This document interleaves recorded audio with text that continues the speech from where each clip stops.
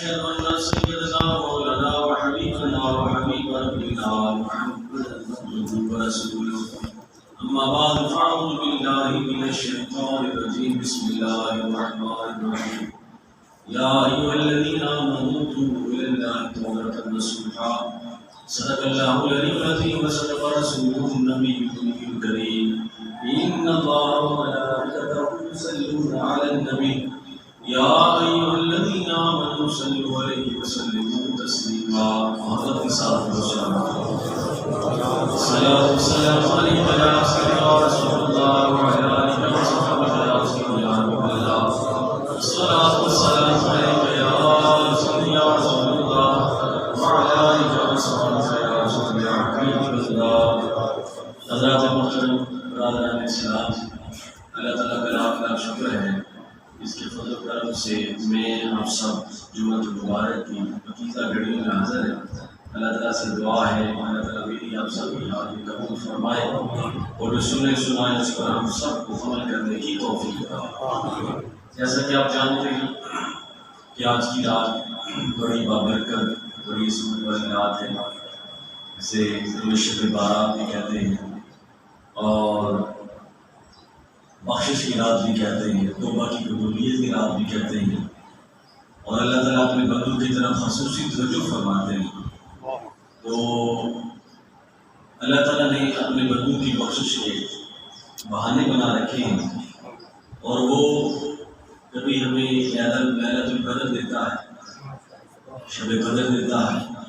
اللہ تعالیٰ فرماتے ہیں اِنَّا أَنزَلْنَاهُ فِي لَيْلَةِ الْقَدْرِ وَمَا أَدْرَاكَ مَا لَيْلَةُ الْقَدْرِ ليلۃ القدر خیر من الف شہر، کہ میں نے قرآن پاک کو قدر والی رات میں نازل کیا، تو تم کیا جانو وہ قدر والی رات کیا ہے؟ وہ قدر والی رات 1000 مہینے سے بہتر ہے۔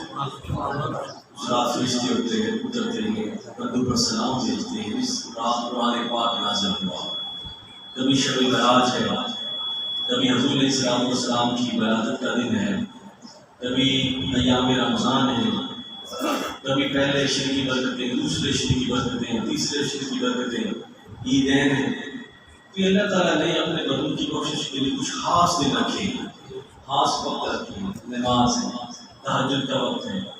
اسی طرح اللہ تعالیٰ نے شب برات ایک ایسی پاکیزہ رات رکھی ہے، 15 شعبان المعظم، جس رات اللہ تعالیٰ اپنے بندوں پر خصوصی توجہ فرماتے ہیں۔ احادیث میں آتا ہے اس رات جو ہے اللہ رب العزت آئندہ سال کا جو ہے وہ معاملات کو اصل نو اس کی تجدید فرماتے ہیں۔ جو ہونا ہے اللہ تعالیٰ نے اسے لکھ دیا ہے، لیکن ایک سال کا آڈٹ جو گزر چکا سال، اس میں کیا ہوا، کون آیا، کون چلا گیا، کس کا رزق کتنا تھا، یہ ساری چیزیں اللہ پاک نے فرماتے ہیں۔ پھر اس رات کو اللہ تعالیٰ آنے والے معاملات جو ہیں ان کے بارے میں کہ کس بندے کی زندگی کتنی ہے، کس بندے کے رزق کو بڑھایا جانا ہے۔ ایک ہوتا ہے ایک انسان کی پوری زندگی کے معاملات، ایک ہوتا ہے ہر سال تھوڑا سا رکھا دوسری پر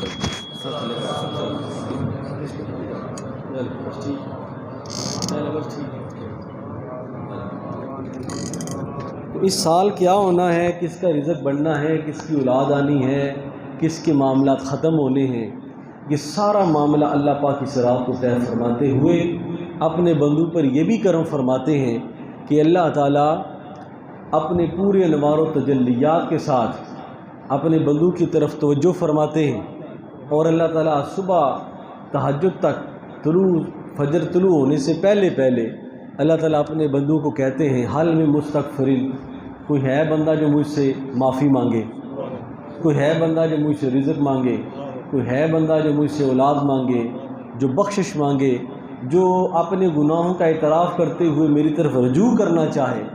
تو یہ اللہ تعالیٰ کی رحمتیں جو خاص راتوں میں اللہ پاک نے ہمیں عطا فرمائی ہے، وہ اللہ تعالیٰ اس کو جو ہے وہ ہماری بخشش کا ذریعہ بناتے ہوئے ہماری طرف توجہ فرماتے ہیں۔ ظاہر وحدہ لا شریک ہے، اس نے ساری کائنات بنائی ہے، اور کائنات بنانے کا مقصد یہ ہے کہ وما خلقت الجن والانس الا لیعبدون، کہ انسانوں جنوں میں نے تمہیں بنائی اس لیے ہے کہ تاکہ تم میری پرستش کرو، عبادت کرو۔ تو میرے دوستو یہ بندہ جو ہے اللہ کی بارگاہ میں اسی وقت مقبول ہوتا ہے، اسی وقت پاس ہوتا ہے جب وہ اپنے گناہوں کا اعتراف کرتا ہے، معافی مانگتا ہے، اللہ تعالیٰ کے ذکر میں مشغول ہوتا ہے۔ دیکھیں بہت ساری ایسی بیماریاں جو ظاہری طور پر لگ جائیں تو بندے کو کھا جاتی ہیں، اس طرح یہ بلڈ پریشر ہے، شوگر ہے، کینسر ہے، پتہ نہیں کون کون سی بیماری اللہ تعالیٰ محفوظ فرمائے۔ اللہ تعالیٰ جو بیمار ہیں انہیں صحت و تندرستی عطا فرمائے، تو لگ جاتی ہیں، ظاہری جسم کو خراب کر دیتی ہیں۔ اسی طرح کچھ روحانی بیماریاں ہیں، وہ بھی لگ جائیں تو انسان کا جسم بھی روح دونوں خراب ہو جاتے ہیں۔ غیبت ہے، چغلی ہے، شرک ہے، والدین کی نافرمانی ہے، جھوٹ ہے، بددیانتی ہے، سود ہے، یہ ساری ایسی چیزیں، کیونکہ اللہ نے یہ جو جسم بنایا ہے نا، اس کی جو حیت بنائی ہے، اس کے جو تقاضے بنائے ہیں، وہ اس طرح بنائے ہیں کہ اللہ پاک نے فرمایا ہے کہ میں نے جو تمہیں پیدا کیا ہے، اگر میرے احکامات کے مطابق چلو گے تو فٹ رہو گے۔ دیکھیں نا، آپ ڈاکٹر کے پاس دوائی لینے جاتے ہیں، دوائی لے لی لیکن پرہیز نہیں کرتے تو فائدہ نہیں ہوگا۔ ڈاکٹر کہتا ہے اگر میرے مطابق چلو گے تو صحت ہو جائے گی، ٹھیک ہو جاؤ گے، تمہاری بیماری ختم ہو جائے گی۔ اس اللہ پاک فرماتے ہیں کہ میں نے تمہیں پیدا کیا ہے، میں نے تمہیں جو ہے وہ اس دنیا میں کس مقصد کے لیے بھیجا ہے، اگر تم اس کے مطابق چلو گے تمہارے سارے معاملہ ٹھیک رہیں گے، تمہاری ساری چیزیں درست رہیں گی۔ جن چیزوں کے پاس جانے کا حکم دیا ہے اس طرف جاؤ، جن چیزوں کے پاس جانے سے منع کیا ہے اس چیزوں کے پاس جانے سے رک جاؤ۔ تقویٰ کیا چیز ہے؟ حضرت عمر فاروق رضی اللہ تعالی عنہ سے کسی نے پوچھا کہ یہ تقویٰ کیا چیز ہے، تو آپ نے فرمایا عرب لوگ بڑا بڑا لباس پہنتے تھے، آپ نے فرمایا کوئی بندہ لباس بڑا پہنے اور وہ جنگل سے گزرے اور جنگل میں کانٹے بھی ہوتے ہیں، کیل بھی ہوتے ہیں، فرمایا وہ اپنے لباس کو بچا کر اگر گزر جائے تو کہتے ہیں ایسے بندے نے اپنے آپ کو، اپنے دامن کو پھٹنے سے بچا لیا۔ فرمایا دنیا میں اللہ پاک نے تمہیں لباس دیا ہے انسانیت کا، شرافت کا، پاکیزگی کا، کہیں ایسا نہ ہو کہ دنیا کے کیل کانٹے تمہیں زخمی کر دیں، بچا بچا کے گزر جاؤ، جو بچا بچا کے گزر جاتا ہے اسے متقی کہتے ہیں۔ تو میرے دوستو یہ بات ہے کہ اللہ کا ذکر، اللہ سے معافی مانگنا، اللہ سے رجوع کرنا، یہ دل کو نرم کرتا ہے، ورنہ دنیا کی کثافتیں، دنیا کی بدعمالیاں بندے کے دل میں کجی پیدا کر دیتی ہیں، بندے کے دل میں سختی پیدا کر دیتی ہیں، اور ہم یہ آج کل رونا رو رہے ہیں، سکون نہیں ہے، ہاتھ میں جو ہے وہ 1 لاکھ کا موبائل بھی ہے، 20 لاکھ کی گاڑی بھی ہے، اچھا گھر بھی ہے، لیکن کہتے ہیں پریشانی نہیں جاتی۔ بھئی پریشانی کا حل یہ ہے جو اللہ پاک نے دیا ہے، وہ یہ ہے الا بذکر اللہ تطمئن القلوب۔ یہ جو سکون ہے نا، یہ اللہ پاک نے اپنے ذکر میں رکھا ہے، اور اللہ پاک فرماتا ہے خبردار، یہ دلوں کا جو سکون ہے یہ اللہ کے ذکر میں ہے، اللہ کو یاد کرنے میں ہے۔ اگر یہ چیز تمہارے دل میں ہے تو تمہیں سکون ملے گا، چاہے تم کچے گھر میں رہتے، اور اگر یہ چیز نہیں تو تمہیں سکون نہیں مل سکتا، چاہے تم ایوان صدر میں رہتے ہو۔ تو اللہ تعالیٰ یہ چاہتے ہیں کہ چاہے بندہ امیر ہو، غریب ہو، کالا ہو، گورا ہو، بچہ ہو، بوڑھا ہو، جوان ہو، ان کو زندگی جتنی زندگی عطا کی گئی ہے ان کی توجہ میری طرف رہے۔ کبھی بندے کو بیمار کر دیتا ہے، پھر بندے کو پتہ چلتا ہے کہ یار میرا پالن ہار کوئی ہے، وہ تو توجہ کرتا ہے۔ کبھی بندے پر بے روزگاری آ جاتی ہے۔ حضرت علی شیر خدا رضی اللہ تعالیٰ سے کسی نے پوچھا تھا کہ حضور رب کے ہونے کی، ایک ہونے کی آپ کے پاس دلیل کیا ہے؟ آپ نے فرمایا میں کسی منزل کے قریب پہنچ جاتا ہوں لیکن منزل کو پا نہیں سکتا، تو پھر پتہ چلتا ہے کہ رب ہے۔ بندے کے پاس سارے لوازمات ہوتے ہیں کہ میرا کام یہ ہو گیا نہیں ہوتا، پھر پتہ چلتا ہے کہ وہ وحدہ لا شریک کرنے والا ہے۔ اسی موقع پر اللہ پاک چاہتے ہیں کہ میرے بندے کی توجہ میری طرف ہو جائے۔ تو میرے دوستوں آج کی رات بڑی برکت والی رات ہے، یہ کو پٹاخے چلانے اس طرح کے، یہ پتہ نہیں کہاں سے تصور آ گیا۔ حضور علیہ الصلوۃ والسلام نے جو ہمیں اس رات کے بارے میں احادیث میں ملتا ہے، حضرت عائشہ صدیقہ رضی اللہ تعالی عنہا ام المومنین، آپ ارشاد فرماتی ہیں کہ ایک رات میں نے دیکھا کہ حضور میرے بستر پر نہیں ہیں، تو میں پریشان ہوئی، میں دوڑتی جہاں جہاں سے سرکار کا گزر ہوا میں پیچھے پیچھے تو جنت البقیع میں چلی گئی۔ تو فرمایا، یہاں محدثین فرماتے ہیں کہ حضرت عائشہ رضی اللہ تعالیٰ کیسے پتہ چلا کہ حضور جنت البقیع میں تشریف فرما ہے؟ اس کی وجہ یہ تھی حضور جس رستے سے گزرتے تھے وہاں خوشبوئیں آتی تھیں، تو صحابہ کو، امہات المومنین کو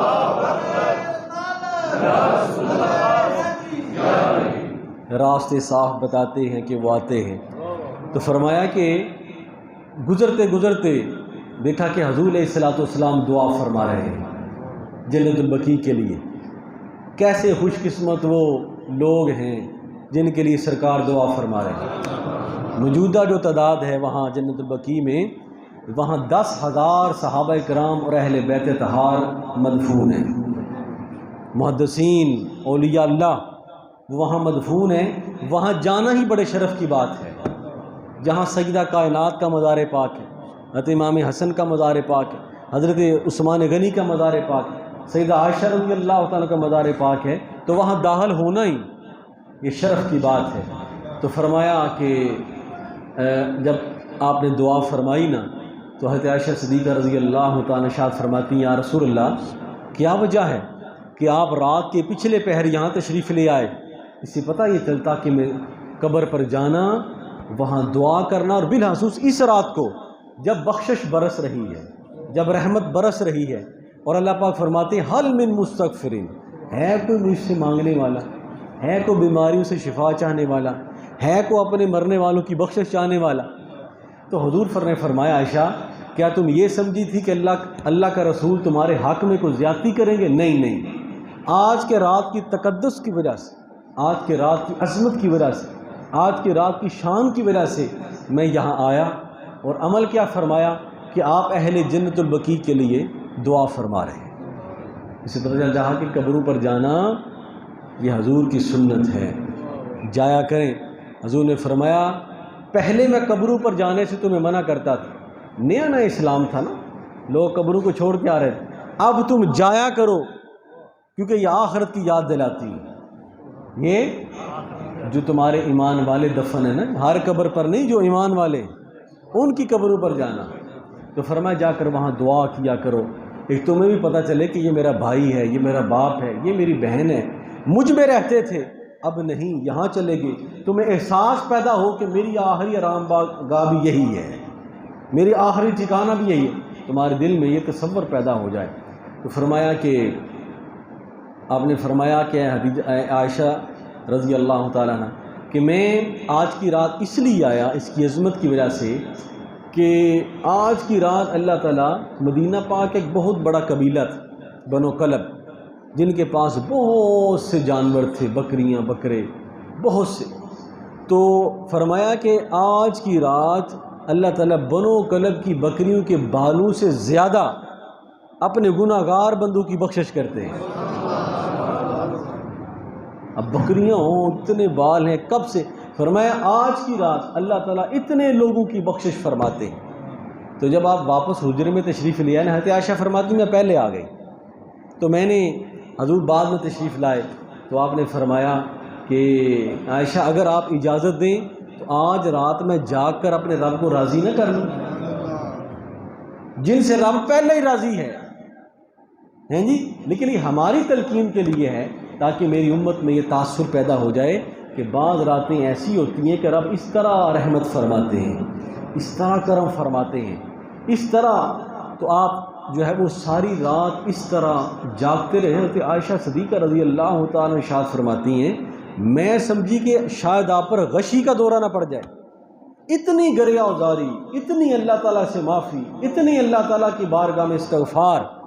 حضور نے فرمایا اللہ سے استغفار کیا کرو، استغفار کرنے سے اللہ خوش ہوتا ہے، میرا بندہ مجھ سے معافی مانگ رہا، میں اور آپ سارے گناہ گار ہیں، کون یہ دعویٰ کر سکتا ہے کہ میں پاس ہوں یا میں نے سب کچھ کر لیا ہے؟ یہ جو ہم یہاں آئے بیٹھے ہیں یہ ہمارا کمال نہیں، یہ اس کی توفیق سے آئے بیٹھے، اس لیے کوشش یہ کیا کریں کوئی لمحہ تکبر والا نہ ہو، کوئی لمحہ حسد والا نہ ہو۔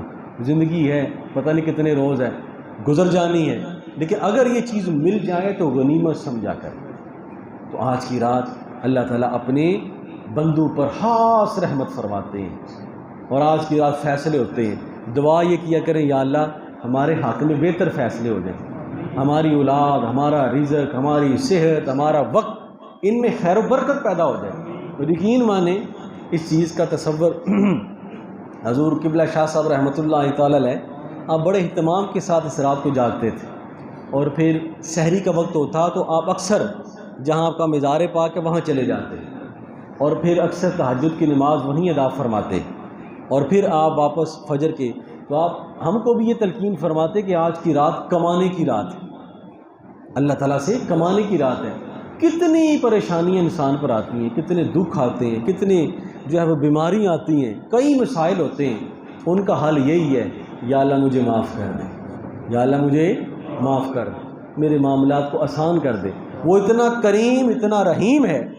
میں پڑھ رہا تھا کہ حضرت عیسیٰ علیہ السلام آپ ایک مرتبہ نا ایک جگہ سے گزر رہے تھے، تو دیکھا کہ ایک بڑا خوبصورت سا پتھر ہے سفید، تو اللہ پاک کی بارگاہ میں عرض کی یا اللہ بڑا خوبصورت پتھر ہے، فرمایا کہ آپ اس سے بھی عجیب چیز دیکھنا چاہتے ہیں؟ تو آپ نے عرض کی یا رب العالمین ہاں اس سے بھی عجیب چیز دیکھنا چاہتا ہوں۔ فرمایا وہ پتھر پھٹ گیا، دیکھا کہ اندر ایک بزرگ ہے اور وہ اللہ کی عبادت کر رہے ہیں، ساتھ ہی پانی کا چشمہ ہے، ساتھ ہی انگور کا درخت ہے۔ تو ہم بڑے حیران ہوئے، آپ نے ان بزرگوں سے پوچھا کہ کب سے اس پتھر میں اللہ کا ذکر کر رہے ہو؟ انہوں نے کہا اللہ کے نبی 400 سال ہو گئے، 400 سال اس پتھر کے اندر، پتھر بند ہو ہیں جی، بندہ کمرے میں نہیں رہ سکتا، تو 400 سال تک اللہ کا ذکر کر رہا ہو۔ یہ ساری مخلوق جو ہے خدا کا ذکر کر رہی ہے، درخت، شجر، حجر، پانی، ہر چیز اللہ کا ذکر کر اپنی اپنی زبان میں، اپنی اپنی توفیق کے ساتھ۔ تو اللہ پاک نے فرمایا عیسیٰ اس سے بھی زیادہ کوئی عجیب چیز آپ سننا چاہیں گے؟ یا رب العالمین اس سے فرمایا آپ کے بعد جو میرا محبوب آئے گا، آپ کے بعد جو میرا آخری رسول آئے گا، اس کی امت کو میں ایک رات دوں گا 15ویں شعبان، اس رات جو جاگے گا اور مجھے یاد کرے گا، اس بابے کی عبادت سے اسے زیادہ ثواب دوں گا۔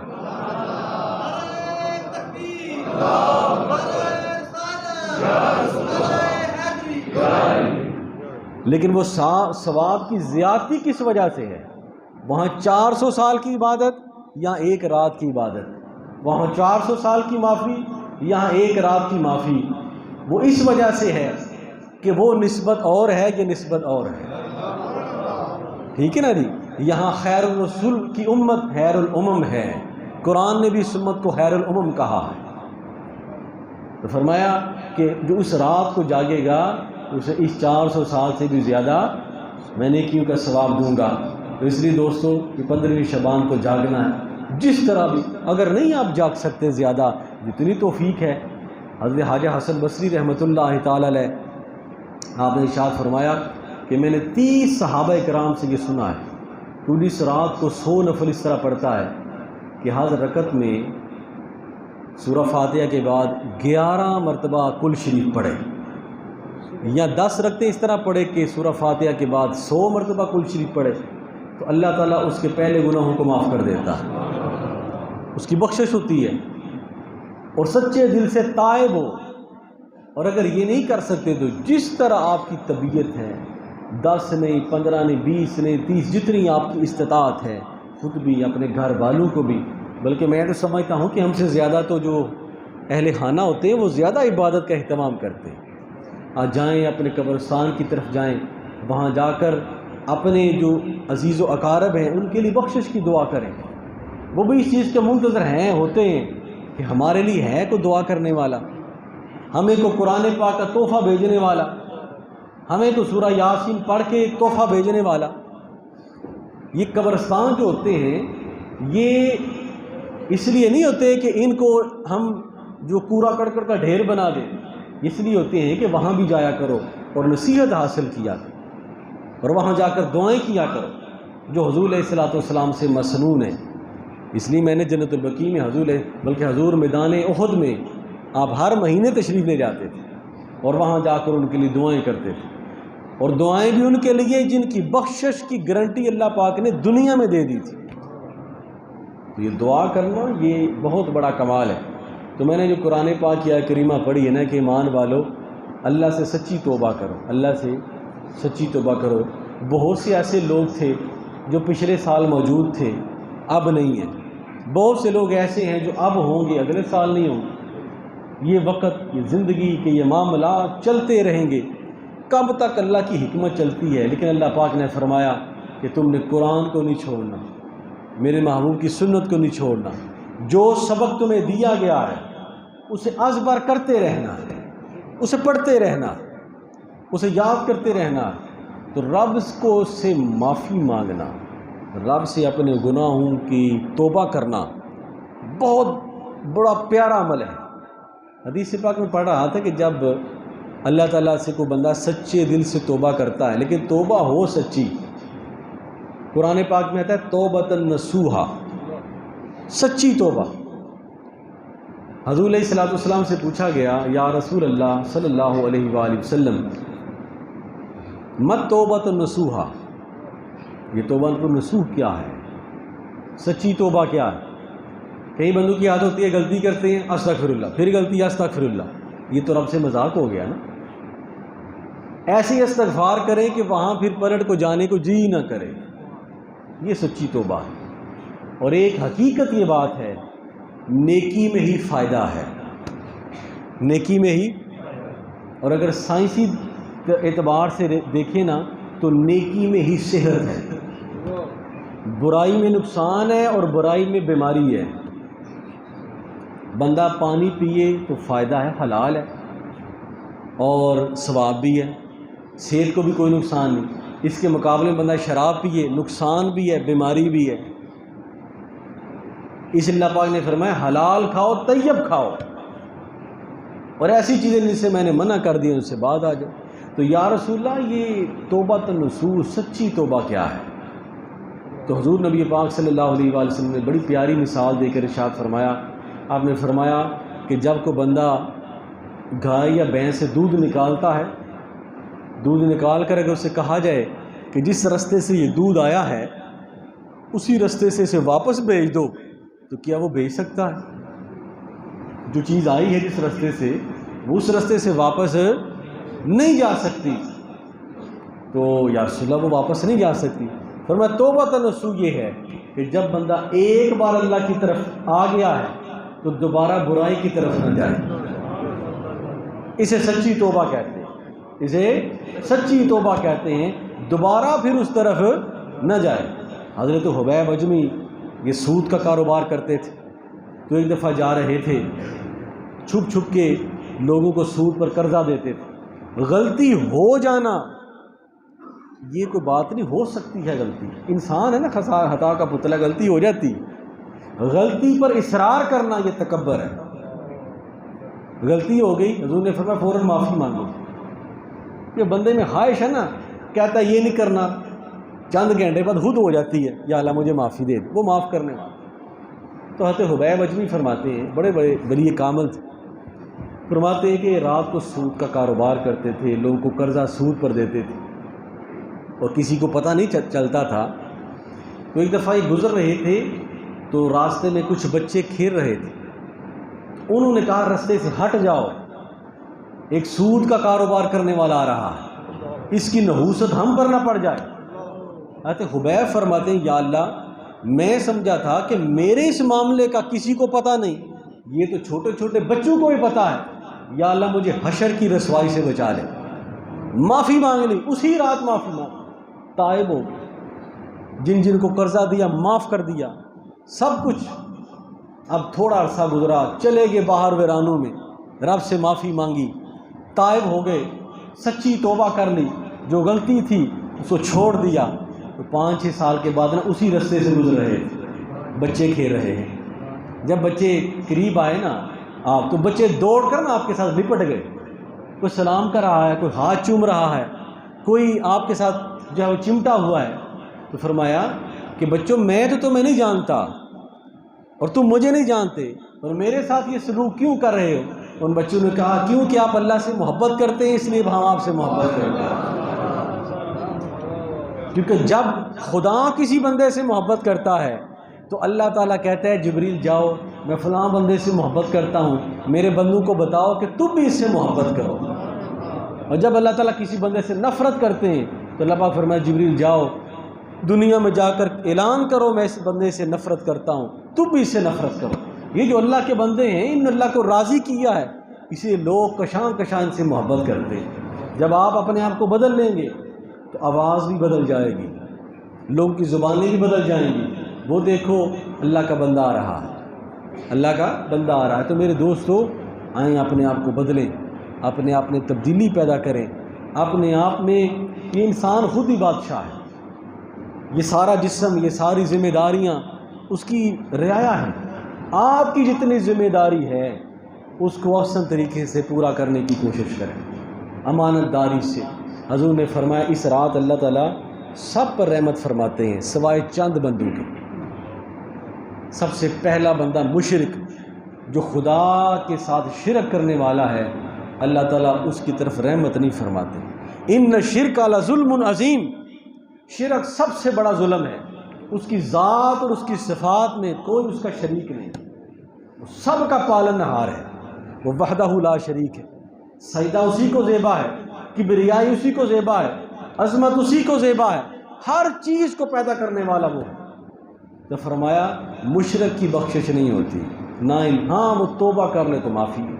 پھر حضور نے فرمایا جادو کرنے والا، والدین سے نافرمانی کرنے والا، غیبت کرنے والا، چغلی کرنے والا، تکبر کرنے والا، یہ تکبر کی حضور نے بڑی ممانعت فرمائی۔ تکبر ہوا ابا واستکبرا، شیطان نے انکار کیا تھا اور تکبر کیا تھا، وکان من الکافرین، ہمیشہ کے لیے کافر ہو گیا۔ تکبر سے بچ جائیں، کوئی بندہ یہ نہ کہے کہ میں ہمیشہ بڑا ہی رہوں گا، پل کا پتہ نہیں ہوتا، پل کو کچھ ہے، پل کو کچھ ہے، کل کو بادشاہ ہے آج فقیر ہے، آج فقیر ہے کل کو بادشاہ ہے، اس لیے پتہ کسی چیز کا نہیں ہوتا۔ معافی یہ مانگتے رہیں یا اللہ ہمارے ایمان کو سلامت رکھیں، ایمان سلامت رہے، جان سلامت رہے، سب سے بڑی بات یہ ہے۔ تو میرے دوستو آج کی رات جاگیں، اللہ تعالیٰ کو یاد کریں، اپنے لیے، میرے لیے، ایک دوسرے کے لیے، اپنے وطن کے لیے، اپنے جو ہے وہ بیماروں کے لیے، بچوں کے لیے، اولاد کے لیے، اور جس نے ہر ایک کے لیے اپنی ناراضگیوں کو، اپنی تلخیوں کو ختم کرنے کی کوشش کریں، اپنے دلوں میں محبت پیدا کریں، اپنے دلوں میں خلوص پیدا کریں، الفت پیدا کریں۔ حضرت علی شیر خدا کا میں بڑا قول پڑھ رہا تھا، آپ نے فرمایا اپنے جو تم سے بہت ہی ناراض ہے اس کو راضی کر لو، یہ نہ سمجھو کہ اس کو راضی کرنے سے تمہاری عزت کم ہو جائے گی۔ فرمایا اس کو راضی کر لو، اگر عزت میں کمی ہوئی تو مجھ سے لے لینا، مجھ سے عزت لے لینا۔ اس لیے منانے میں، راضی ہو جانے سے، خوش ہو جانے سے آپس میں کدورت، نفرت، محبت، اپنے جو ہے وہ نفاق کو دور کریں۔ یہ آپس کی ناراضگیاں، آج دیکھیں ہمارے پاس سب کچھ ہے لیکن ہم تنہا ہیں، رابطہ ہر بندے کے پاس ہے لیکن وہ تنہا ہے، اکیلا ہی بیٹھا باتیں کر رہے ہیں۔ پہلے کیا ہوتا تھا، آپس میں سارے بیٹھتے تھے، ایک محبت، ایک دوسرے میں جو ہے وہ ایسی شیئرنگ ہوتی تھی، ایک دوسرے کا دکھ درد بانٹا جاتا تھا، ایک ہنڈیا میں کئی لوگ کھا لیتے تھے۔ اس چیز کی کمی نے، اس تفرقے نے ہمارے معاشرے میں بہت بڑا شگاف پیدا کر دیا ہے، اور بہت سی چیزیں، بہت سی خرابیاں پیدا ہو گئی ہیں۔ اس چیز کو بھی دور کریں اور اپنی زندگی کا ایک لایا عمل تیار کریں کہ ہمارا ٹارگٹ کیا ہے، ہماری منزل کیا ہے، ہم سے جو ہو چکا، جو غلطیاں ہو چکی اس سے ہم پیچھے ہٹتے ہوئے ایک نئے سرے سے، ایک نئے ولولے کے ساتھ، ایک نئی تجدید کے ساتھ ہم اللہ اس کے رسول کے راستے کی طرف آتے ہیں۔ دیکھیں پھر اللہ تعالیٰ اپنی رحمت کے دروازے کس طرح کھول دیتا ہے، کس طرح آسانیاں ہو جاتی ہیں۔ اللہ تعالیٰ مجھے بھی، آپ کو بھی اس چیز کی توفیق عطا فرمائے۔ وما علینا الا البلاغ، وآخر دعوانا الحمد للہ رب العالمین۔